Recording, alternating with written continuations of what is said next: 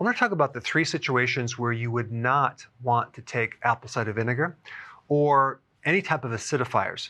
But I do want to mention that most people benefit greatly by taking apple cider vinegar simply because most people don't have the normal stomach acid they need in the stomach to digest.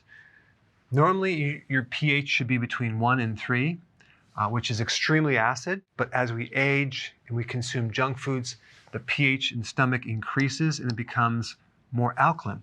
So now we lose our ability to digest, especially protein, okay? And also we lose our ability to kill microbes. We also lose our ability to absorb minerals. And if we can't digest protein fully, it ends up undigested, lower in the digestive tract, and then you get all sorts of bloating and problems. But there are 3 main situations that you would want to avoid adding vinegar to your diet. One is if you have an ulcer. Now, how do you know if you have an ulcer? Well, one simple way is to take some apple cider vinegar, like you would always want to dilute it, take a tablespoon or 2 in some water and drink it.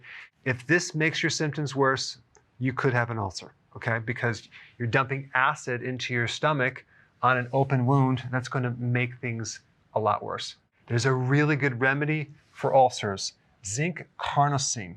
You take 50 milligrams 3 times a day, works like a charm. Take this dosage for a month, and then you can reduce it with a blend of all of the trace minerals, because anytime you take one trace mineral without all of the trace minerals, you can throw things out of balance. Another thing to help ulcers would be to take chlorophyll, okay? Wheatgrass juice powder is loaded with chlorophyll. You'd mix up with water, drink it on an empty stomach. Very, very good for ulcers. And of course, if you're new to my channel, you definitely need to do healthy keto and intermittent fasting, because that will give your body a chance to heal and eat the right foods to avoid this problem in the future. Now, the next situation is gastritis. This is a situation where the stomach is inflamed and you're getting like a sour regurgitation of acid that comes up through the esophagus. So if the stomach is inflamed and you add more acid, it's going to make it worse. A good remedy for this condition is DGL licorice, probiotics, unless you have SIBO. If you're not familiar with this, I put a video down below to learn more about it. And it wouldn't hurt to take zinc carnosine for this condition as well.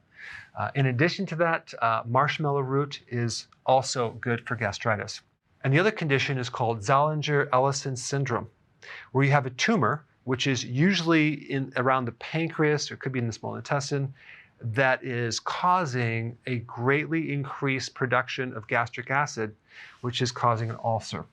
So the great majority of the population will benefit from this, but you're always going to have a percentage that is not going to benefit. Thanks for watching. So if you want more knowledge on how to create a healthy body, subscribe now and get daily notifications.